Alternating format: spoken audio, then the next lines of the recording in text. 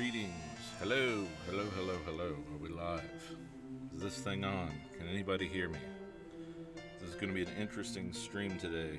I'm a little under the weather, but I just I chugged some Dayquil and took a cold calm, and hopefully I can make it through this. I didn't remember until about an hour ago that I had this live stream scheduled, so I was like, I could probably still get an hour in, even though I'm not feeling super hot.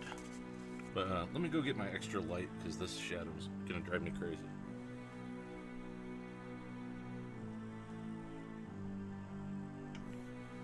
Okay, very professional stream here.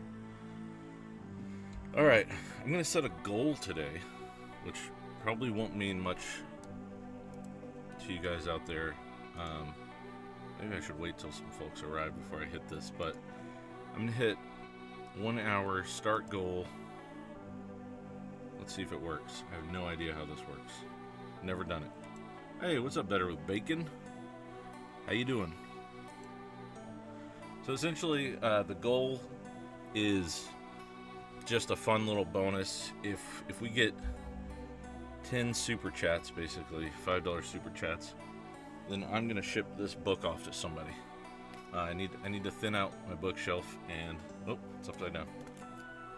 Yeah, so this is a monster book for Swords and Wizardry, 0E, so it'll work with like any old school game, like OSE or even like ShadowDark with a little bit of tweaking. But it's got a ton of like monster entries and stuff, and I'm not gonna do one of these every stream, but I thought, you know what? Hey, if we get some super chats or whatever they're called in this, then like $5 minimums, 10 of them basically, or equivalent of $50, then I'm going to send that out. So just thought it'd be a fun little goal to shoot for during the stream today, and we only got an hour to do it, so we'll see what happens. I've never done one, so I'm going to, if my throat gets kind of gross, I'm going to take one of these, because yeah, I don't know if you guys can hear the thickness, but my voice does not usually sound this low. So hey, what's up?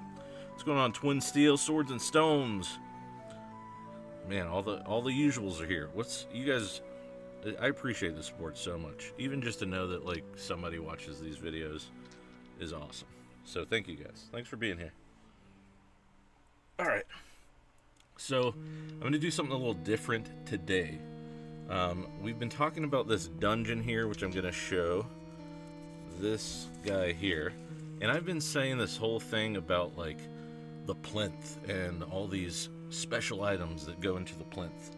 And I haven't described it in a while. So we're going to do that real quick. So I have this little drawing I did.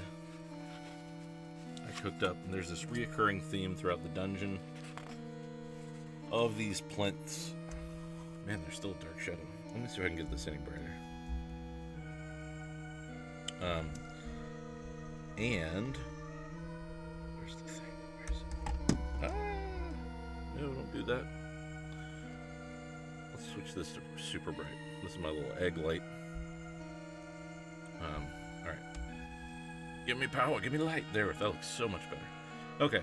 So yeah, there are these plinths, and they're going to have like a crown, a sword, a staff, and a shield, and essentially whenever the items get slotted in, they're magic items on their own, but when they get slotted in, they're going to do different things depending on, you know, what room they're in the dungeon. Yes, always Questmaster. It's the only one I trust not to copyright strike me. And so today, I wanted to focus on what these items are. The monster music. It's just, I've had it going every time. It's a Questmaster, but it's hitting one of those sections where it's real spooky. Good for October, right? So anyways, I doodled this up. I'm not a super talented artist or anything, but yeah, like I said, I remembered there was a stream about an hour ago, so I doodled these pretty quick based off some stuff online. And so we're gonna come up today with like what they do. I have some general ideas I wrote down, but you'll notice I wrote these things in pencil this time because I don't know if this is like the end-all be-all of what they are. And so my thought is, these are first level ShadowDark characters. These are going to be some of their first magic items. And I'm thinking that I want them to have this sort of boon and bane, monkey's paw kind of effect to them. And so what I'm looking for input, and if you want to write idea or Jorben in all caps to get my attention, that will be the best way to get me to look. So for input, what I'm thinking is, what can I do to make these fun to use, but always have this sort of nagging, not nagging, but like this thought in the back of the player's mind, like, do I want to do this now, or should I save it? Because it is going to have a sort of detrimental effect. So, you guys hear me, by the way? I'll just make sure I didn't even do a mic check today, so.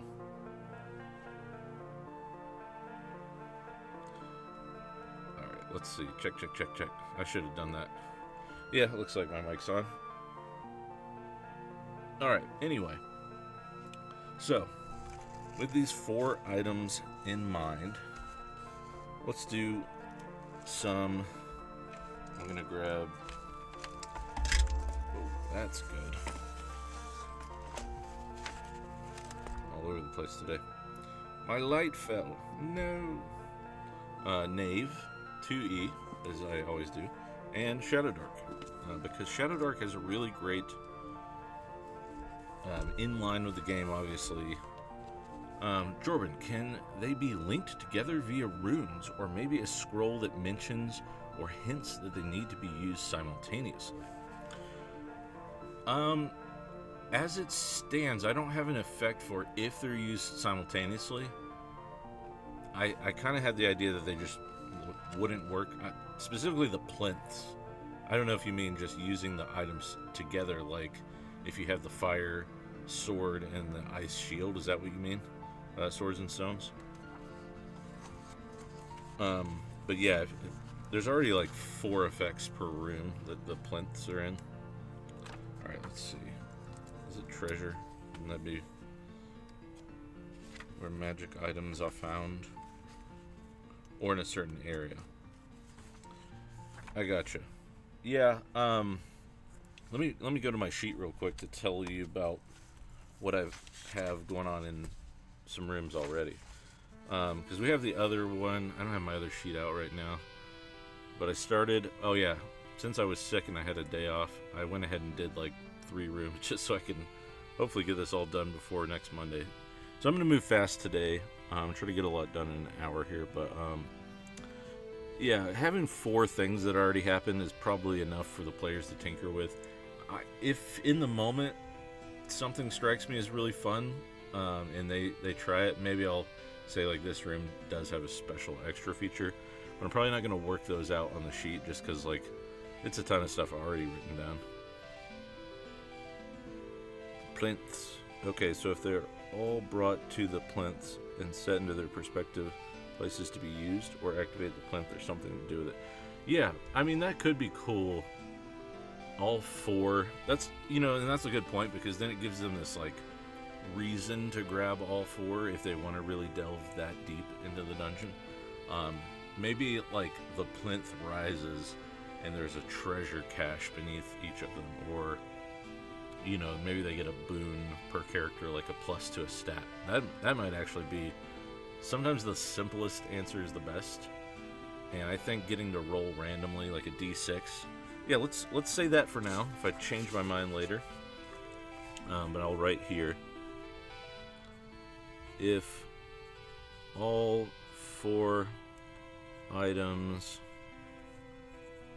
placed in plinth. Plinth is a weird word to say over and over. It's started to become a nothing word to me. Plus, I'm going to say +2 to random stat.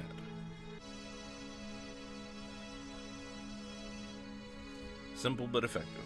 That's a great idea, actually, because it does incentivize them to get all 4 and to revisit different parts of the dungeon where they might have missed something. And I personally like, you know, rewarding exploration and rewarding them like delving deeper. So Great point. Thank you for that. Okay, so let's dive in. Saw item recently from Nando, a short bow that turns into a giant scorpion when you throw it on the ground. I love stuff like that. Like that just feels so old school to me in the best possible way. Like just weird, nonsensical almost. But yeah, okay. So we have Flame Brand.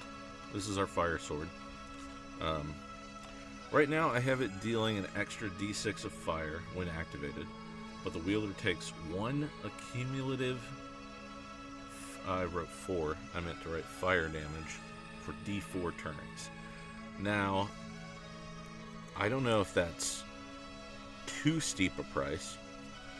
It could just be while active, but then they have to take it. Hey, what's up? Laser Baloney. Love your content, Jordan. Watching you and Runehammer's content is so inspiring to be in the games I'm running. Thank you for taking that. That's awesome. Thank you for mentioning me in the same breath as Runehammer. I'm honored. His stuff is part of why I started a channel in the first place. Especially like, you know, his older like room design content. It's really good stuff. Could make it hostile to everyone, PCs included, to get the risk reward. Hostile to everyone? Oh, the fire? Is that what you mean, Twin Steel? That's cool. Or like everyone in the area just takes 1 each turn, maybe? I think the way it would be worded in ShadowDark, everyone nearby or close, depending on if it wanted to be like right next to them, which doesn't feel like... Oh, that is really cool. Because if everyone nearby takes 1, including the wielder, and including the enemies, and including your friends, it's like, is that too harsh though? Because in ShadowDark, you gotta imagine, we have like maybe 1 to 8 HP at level 1. I mean, later levels you won't care as much for sure, and it'll be cool. Could just be like really hard to use early on. But what I like about it is maybe like at the end of each of your turns, everyone nearby takes 1 fire, including enemies and friends. So it's like a real choice. Like, do I kick? And it would give some light, I would assume, while it's on. So even if your torch blinks out while your flame brand is lit, then yeah, then it's kind of still a boon. I like that. 1 accumulative is rough because that means like 1 the first turn, then 2, then 3, then 4. So by the 4th turn, you've already taken, quick math, 3, 6, 9 damage, I think. Is that right? Check me on that math. Maybe it's 10.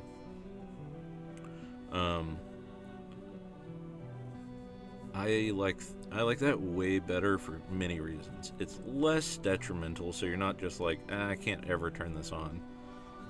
But it is a like, hopefully no one else is around me, except I am burning the enemies too. I don't know. That's got a lot of cool. All right, plus d6 fire, active. 1.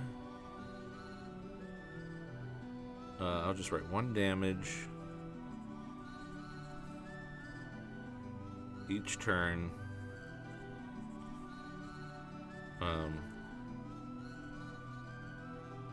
Hey y'all, hey, what's up Sam, how you doing? 1 damage each turn to all nearby.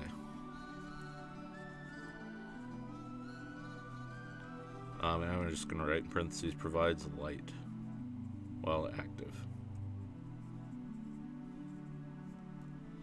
That's fun. Big AoE for like minimal damage.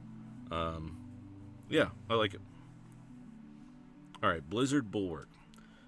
Here I wrote freeze all close, which is like melee, essentially.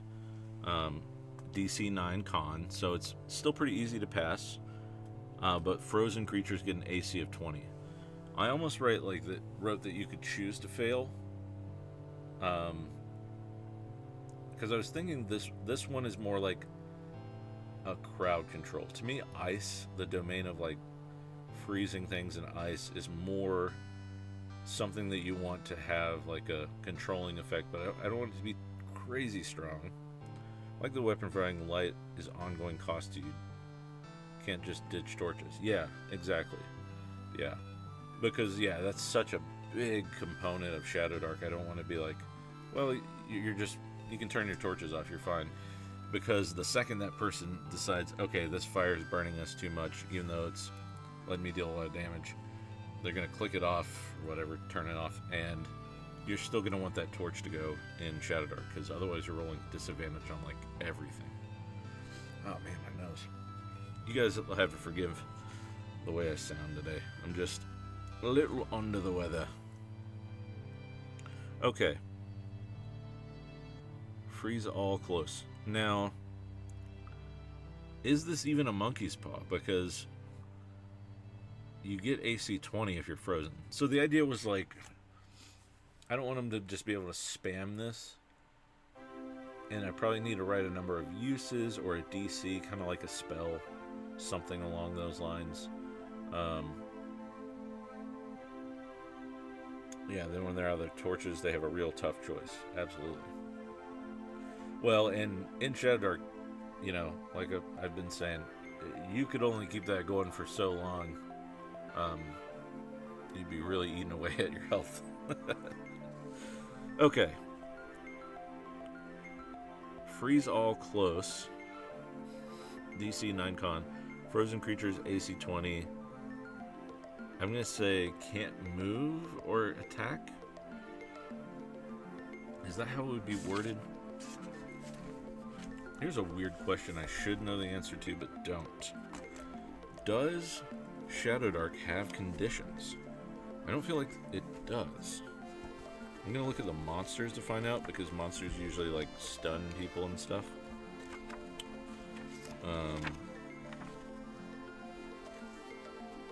I think it just says DC 12, like poison is DC 12 con or go to 0 HP in D4 rounds.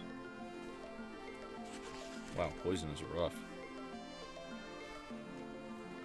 Immune to morale checks. Oh, that's kind of cool. It does say creatures who hear in double near are paralyzed for D4 rounds.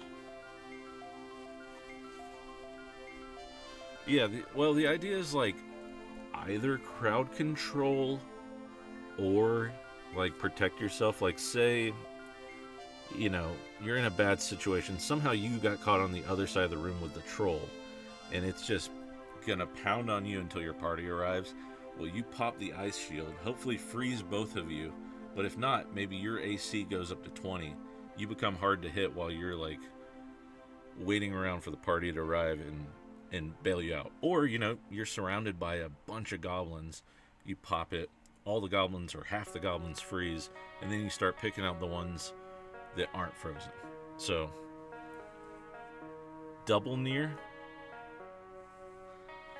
Yeah. It's not my favorite thing. So, if near is 30, then essentially it's 60 feet. That's all there is to it. Far within sight, I guess it just means they could literally be on the horizon. I don't know. It's really vague, which usually I like vague, but double near is just, it's kind of a funny choice. I would have just put one more descriptor to be 60 feet, but that's just me. Yeah, you know what? The more that I've talked about this, I've almost talked myself into liking it.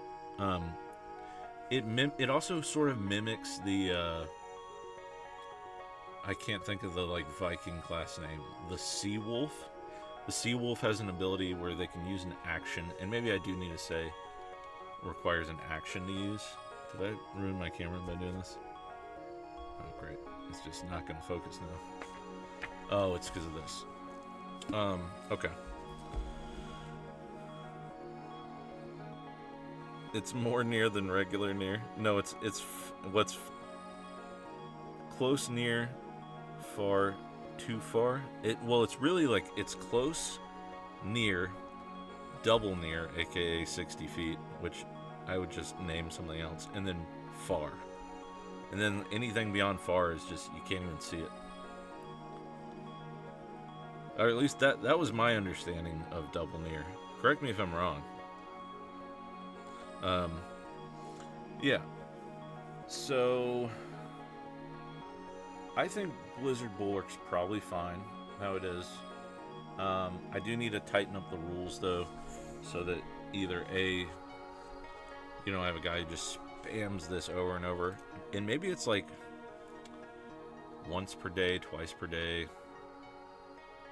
3 times per day. I don't know. Or, you know, I could make it a DC, frozen for D4 rounds or something like that. Or right now, the way I'm imagining it is that when you freeze someone, they make a con save each turn to try to like break out of being frozen.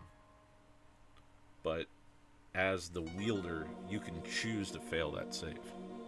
Does that make sense? Or is that too loosey-goosey?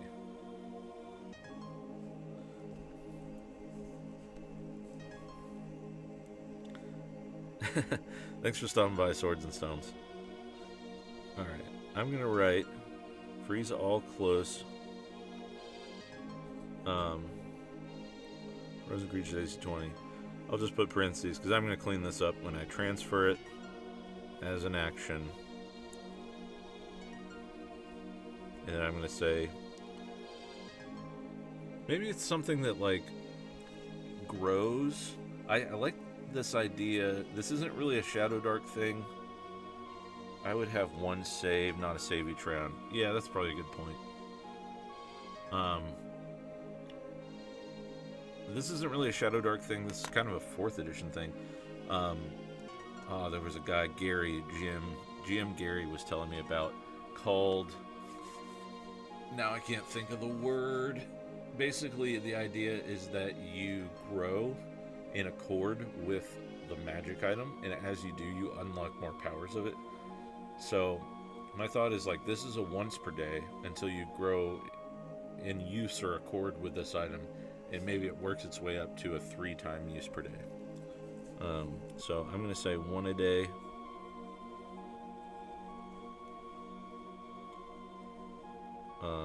Up to 3 a day. It's probably where it originated from, is 3E. That sounds so 3rd edition. But yeah, 4th edition had a word for it. You use double near a lot. Am I doing it right? Is that how you use it, Sam? I'm just curious because I've rarely used double near. I just say like within reach or like within a move. Lots of times I don't even say the things. I'll say like literally like, yeah, it's 1 move away, it's 2 moves away. I don't know why that's the language I've adopted. Maybe it's an index card RPG thing. I just feel like it clicks with players. Yeah, near times 2. Okay. Yeah, that's how I've used it in the past. 60 feet if you're on a grid. Otherwise, I don't even tell people distances. I think that because I do a lot of like theater of the mind, when someone asks me like, how big is this room? Is it 30 feet apart? I'm like, what do you want to do? What's your intent? Because most of the time they just want to like be able to hit something within the reach of a spell or something. I'm like, yep, you got it, man. Do your thing. Because that's like not the interesting or important part of the combat or situation or whatever. It's like either, yeah, it's going to take 2 turns and you're going to have to move if you want to do that action, or you're going to have to, you know, move and then do it, or I will just say, yeah, you got it, man. It's within 1 move. Does that make sense? Maybe I'm a weirdo, but see you, Twin Steel. Good luck with the ice knife. Okay, I'm gonna leave this for now, but I do like what you said. I think maybe it's just 1 save, and I'm gonna write wielder can choose to fail. I don't know how I'm gonna work that in and make that more concise, but I before E except ever, right? Wielder can choose to fail. Just to give that person a little bit more options if they're like, I really want to be a block of ice and not get hit. Because then it is actually a cool magic item. And then you have to like save. DC 9 is a pretty low save though. Maybe I should make it 10 or 11. What do you guys think? I feel like a lot of monsters have decent con. And I don't want this to be useless at higher levels. Or maybe in the same way it raises 1 each time. When asked about real sizes, I often use the room that we're in as reference. Yep. Twice the size of the room, half the size of the room, etc. Or count moves, like you said. Yeah, just, especially Theater of the Mind, once you start throwing out numbers, I think it's less abstract for people and they get really caught up in the minutia of it. So my personal preference is to just say, yeah, he's, the troll's within 1 move of you. Go for it. Do your thing. Alright. Ivy Crown. This is the one that I've changed the most and like the least so far. I have where it says creatures with 4 or more HD. Yeah, that is a common thing that happens in a lot of like ShadowDark and stuff. I don't hate that. That is a good thought, though. I like it either way. It's a good process because sticking to like what already works in a game is usually the best route to go. Not making up wholly new mechanics. Okay, plant Ivy Crown gives you plant speech, creates vines or mushrooms, and I changed it to be just harmful on a fail, based on some input from Wizard Lizard. I mean, plant speech is fun. I had it give you +2 wisdom, but I think swapping it out for just being able to talk to plants is more thematic and cooler in the long run. I really don't love just straight stat pluses based on weapons. I'd almost rather like give you a boon or something that just permanently increases a stat. But that's my weird little quirkiness coming through. Create vines or mushrooms is really vague, but there are a lot of spells that are quite vague, especially in ShadowDark. And I couldn't find a just like control plant spell. I mean, there's like create or something. I can't remember the exact wording. Is it priest or it's probably wizard? And it was like a tier 4, so I didn't want to give this crazy strong spell. Shape change. Yeah, plant speech stat bonus. I agree. Oh man, my nose is getting stuffed up again. Alright, let's see what else we have. Create vines and mushrooms, harmful on fail. Is that interesting enough? It's also super, super vague. Because my thought is, like, you need to use a rope, you need to create a bridge, maybe you need some food. There's a lot of uses that you could use that for, but I don't want it to work consistently enough that you're just like, hey, we don't need to buy rations. We'll just use my mushroom power. And it's definitely a go until it fails kind of spell, if so. Like all the rest of the ShadowDark stuff. And then what would the DC be, if so?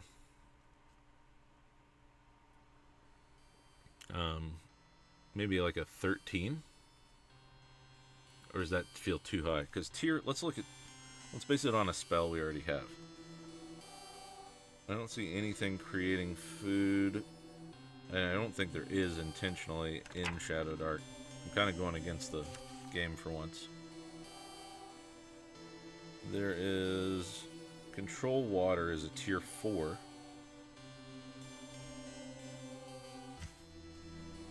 And then wizards.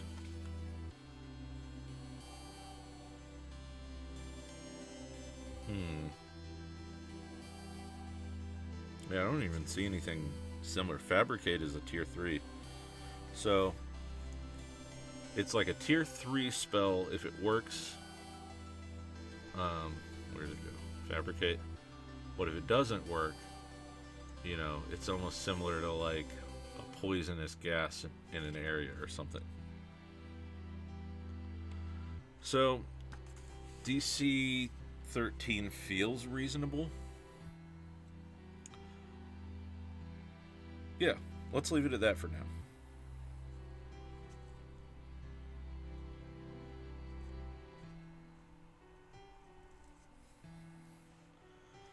And I'm going to say, man, my gut says wisdom because I, you know, just associate druids with wisdom. But I can't remember if that is a ShadowDark thing or a 5e thing that I'm getting mixed up. Ugh, give me one sec. I gotta deal with some congestion.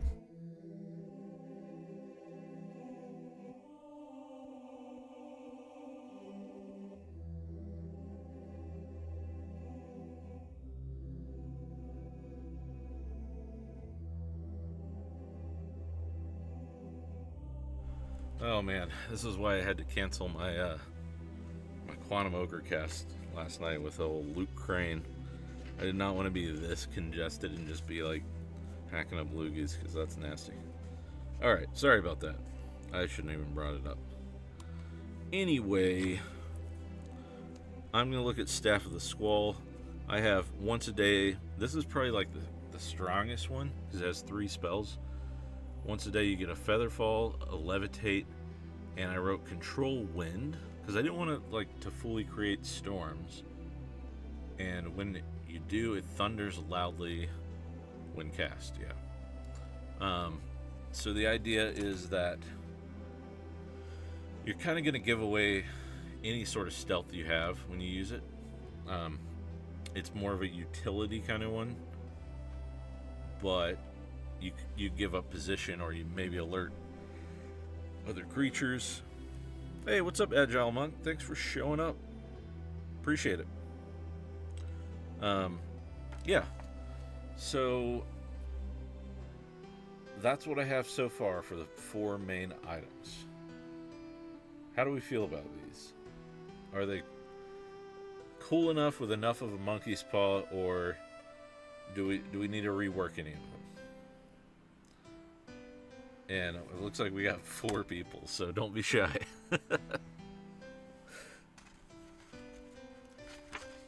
Because I'm happy to go ahead with this, even if for now that's kind of what they are.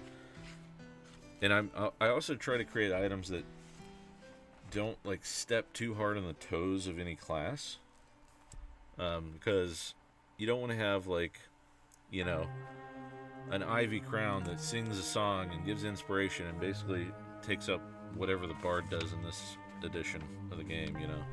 So these are my thoughts. Could you review real fast? I missed the beginning. Yep. Flamebrand activate deals an extra d6 of fire damage and 1 damage to each nearby enemy while providing light as well. So basically anyone nearby, friends, allies, yourself, is also going to take 1 damage each turn. So really great damage output and a little bit of AoE, but also is like this choice where you're like kind of hurting myself and my friends by using it. And it, you know, if your torch happens to go out, instead of being the one who has to activate or spend a turn lighting a torch, you can activate your sword and immediately get that light back in the area. So a couple of good uses there.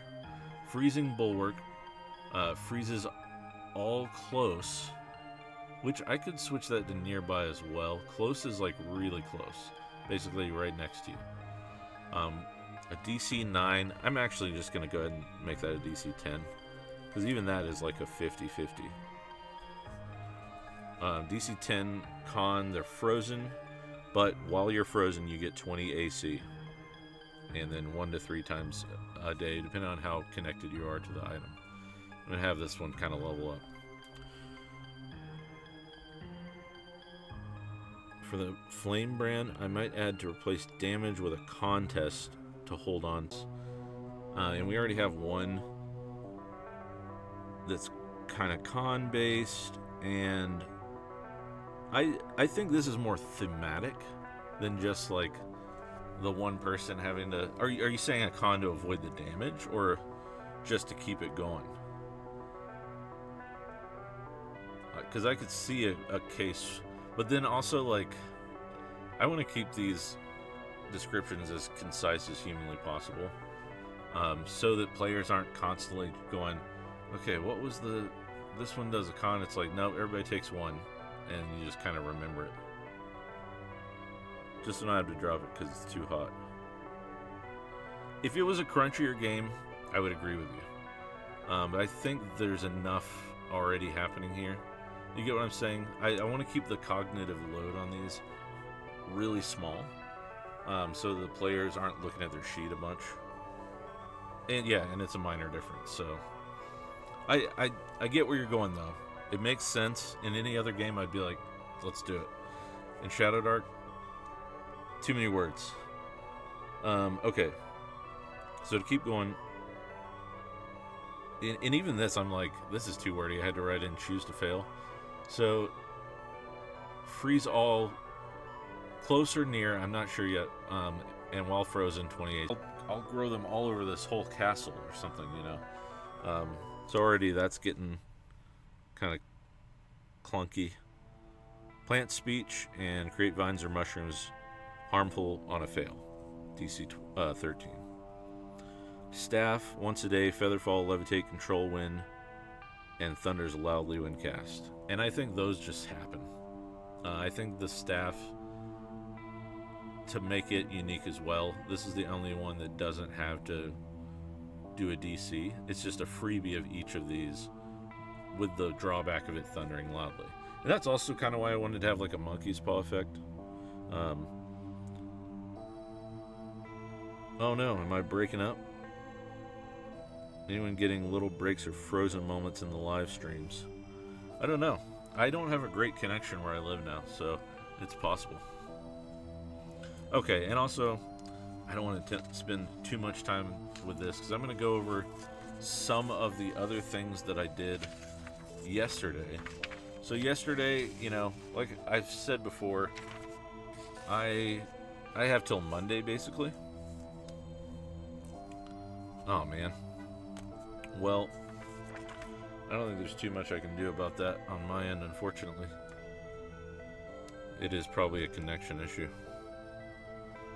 And it might be because I switched to 4K on my camera. I just realized I could do that. So maybe the higher quality is taking more bandwidth.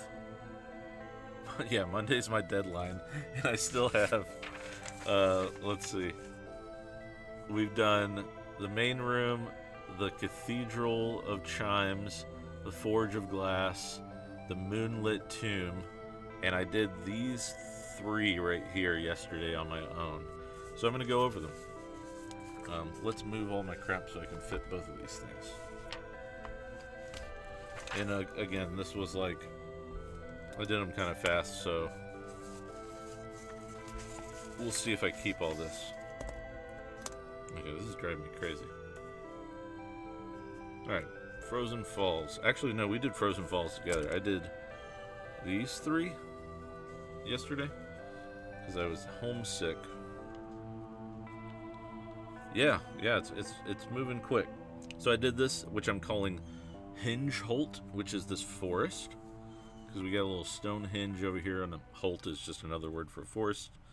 And this is, I already I feel like I put in a couple of details in here that aren't really useful or needed, so we'll see.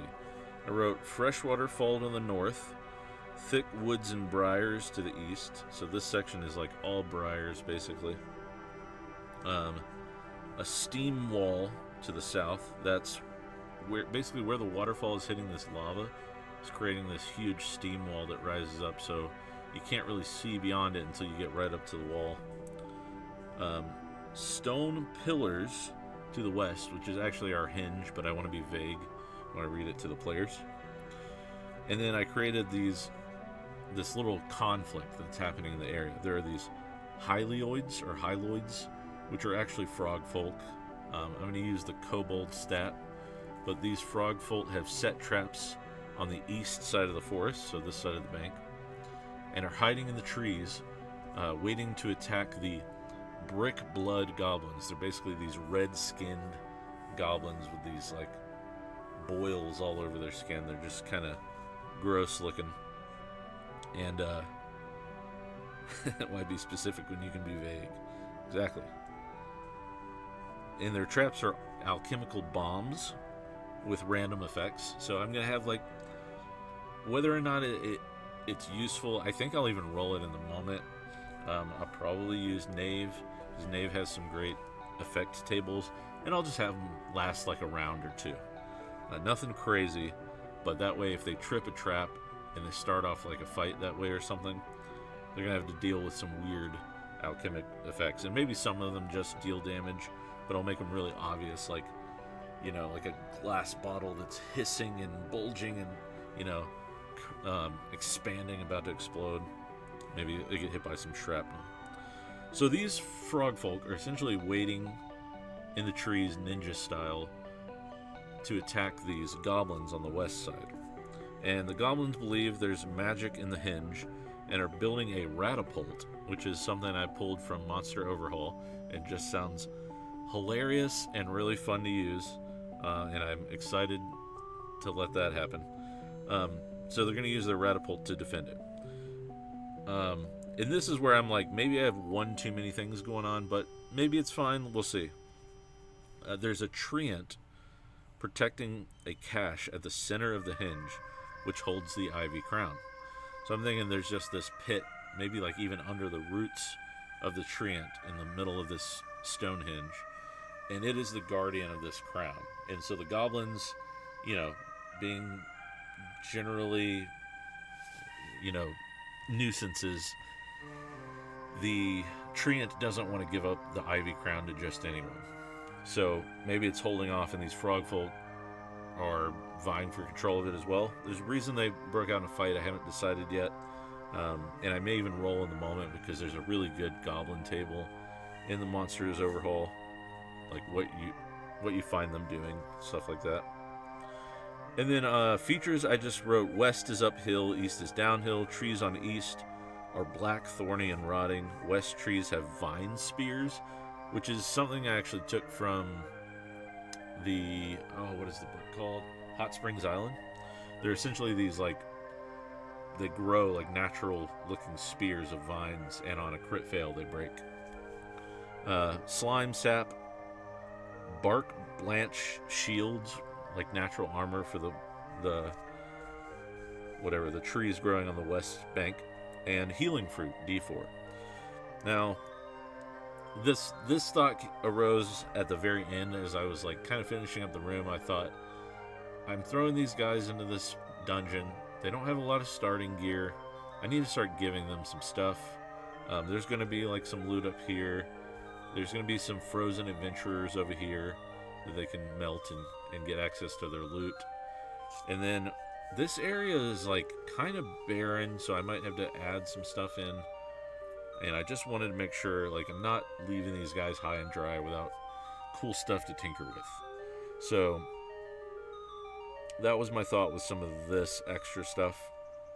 And I might change features to just loot whenever I write it in, so that I remember, like, okay, there is some loot if they start to investigate the trees and things like that. Or even, like, you know, if any of them were like, hey, are there any fish in the river?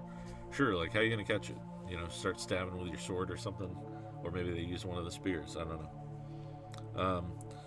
But yeah, then I moved down here. I started working on this area, which has a couple of different things going on. We have this, like, strange face-in-the-wall forge thing, which I thought about doing a puzzle, but there's already so many puzzly things going on that I pulled back on that idea and just thought maybe it's a cool, like, Duragar forge.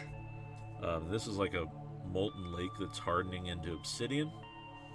And then it's flowing a little more down here with lava, and there are these steam vents for some reason with a plinth in the center. And I wrote the slag spire, or pyre rather, slag pyre.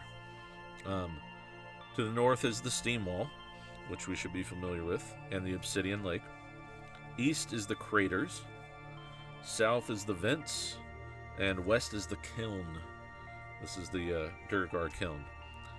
And I wrote magma spitlings, which if you don't know what those are, they're essentially like mephits in a lot of other editions. They want to craft obsidian weapons to keep the brick bloods out of their domain, out of their home. And then one of them, Igni, I named this one, thinks that there's a ring beneath the kiln's lava, so down in this area, which is only information they'll get if they don't attack first and ask questions later, basically. So that was something I kind of cooked up on some rolls and stuff in Knave 2e. And what else do we have? And I decided instead of like making these all different rooms, I just kind of combined them. So these two are a bit longer than the others because this is such a big open area. I didn't want to just like put it all in one room, but I didn't do individual rooms for all of it because I thought that was too much extra writing, basically repeating a lot of the same information. So the steam vents blow powerful air every 10 minutes. There's a plinth at the center, and then I wrote what the plinth does if you put the different items in it, basically. So the wind, which I think I'm going to decide the wind staff is here, which makes the fog wall, this one here, to the south. It keeps the chimes singing, so this is blowing around the whole area, which I need to remember this. There's a continuity error. Unless it's because of the chasm. I wrote that there's a big glass wall here, which I think I'm just going to get rid of and say this is a cliff, because if this wind is like kind of pushing up here, how is it hitting the chimes in the church if there's a giant glass wall? So I don't know. I felt like that was a weird continuity error, so I'm going to write an asterisk or a star and write no glass wall near church.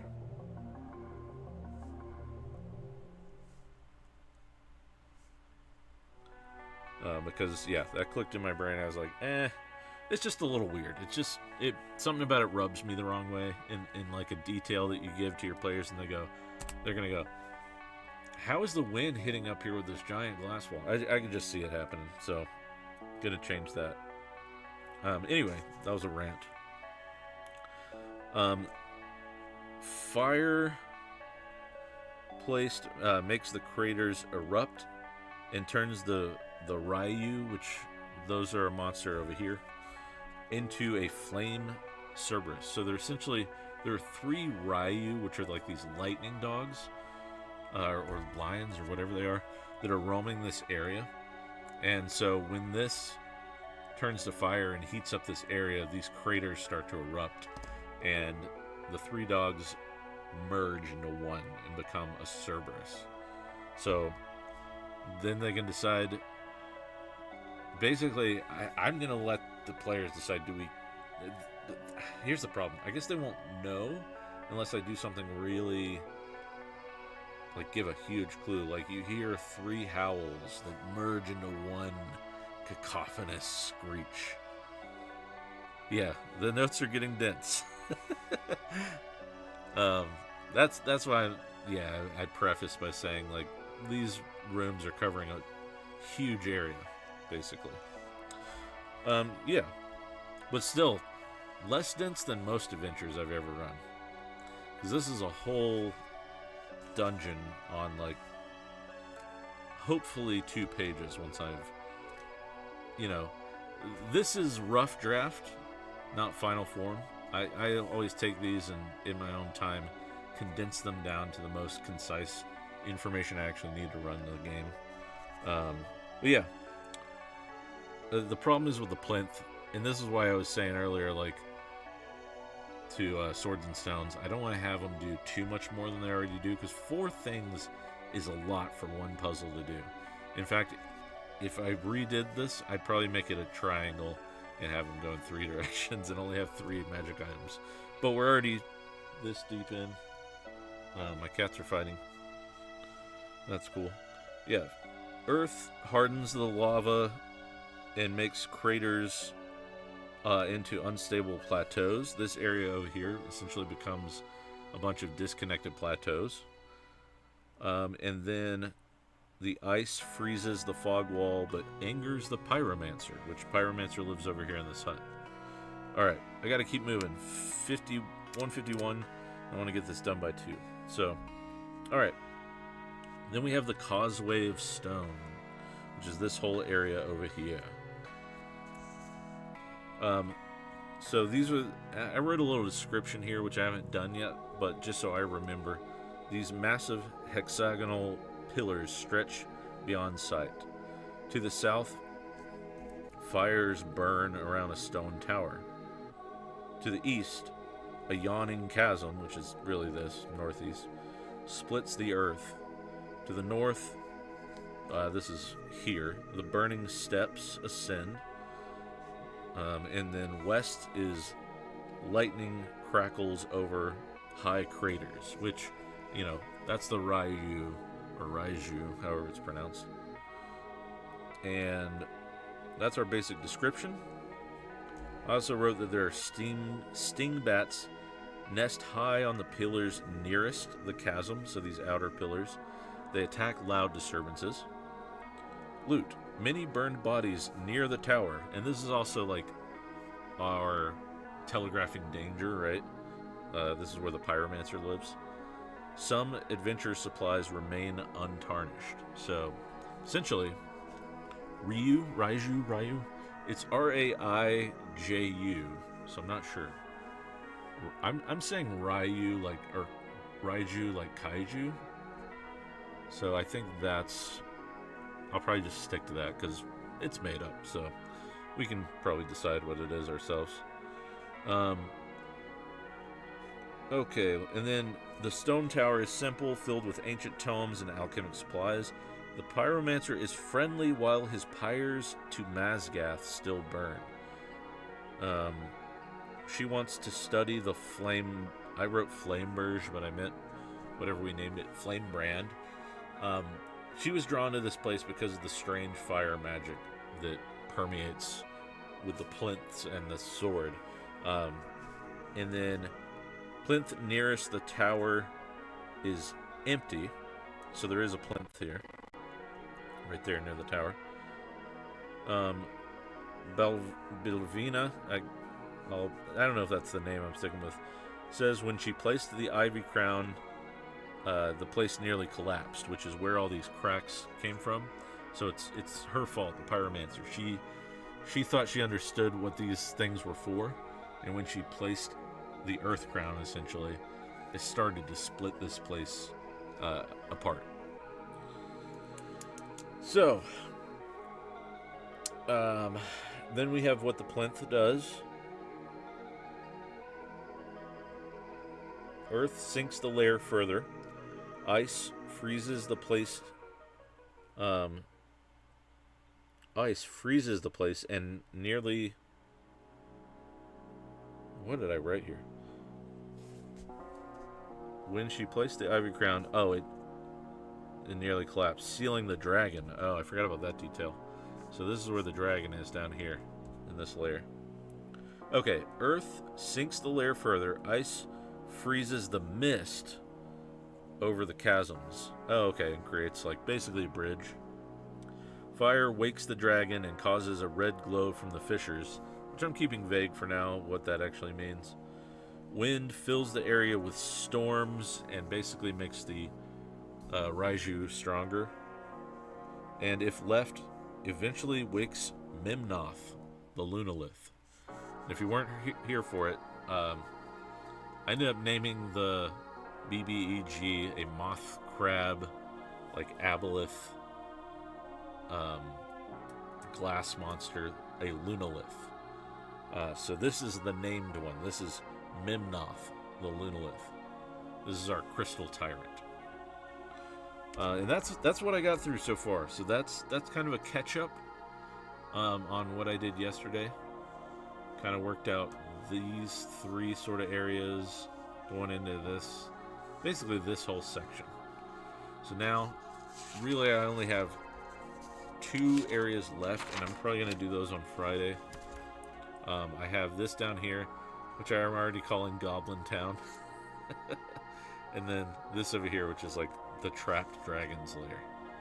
And then this is just an exit that goes out to the cave troll above, on the top of the island. So that's how they get out. That's one way they can get out if they want. This is another potentially. I haven't decided. I guess they'd have to swim up a unfrozen stream or unfrozen waterfall. But anyway, that's the quick and dirty of the notes. Yeah, I just, like I said, I was sick yesterday. Didn't feel like doing a whole lot, but I sat up for, an hour or two and worked on this because I really want it to be ready by Monday. So, yep, Friday stream, same bat time, same bat channel, and yeah, if I'll do another chance to do a giveaway on Friday if anybody's interested in this book. We'll see. Yeah. All right, folks. That was I was trying to move really quickly this stream because there's a lot to cover and catch up on and think about. But hopefully you enjoyed it.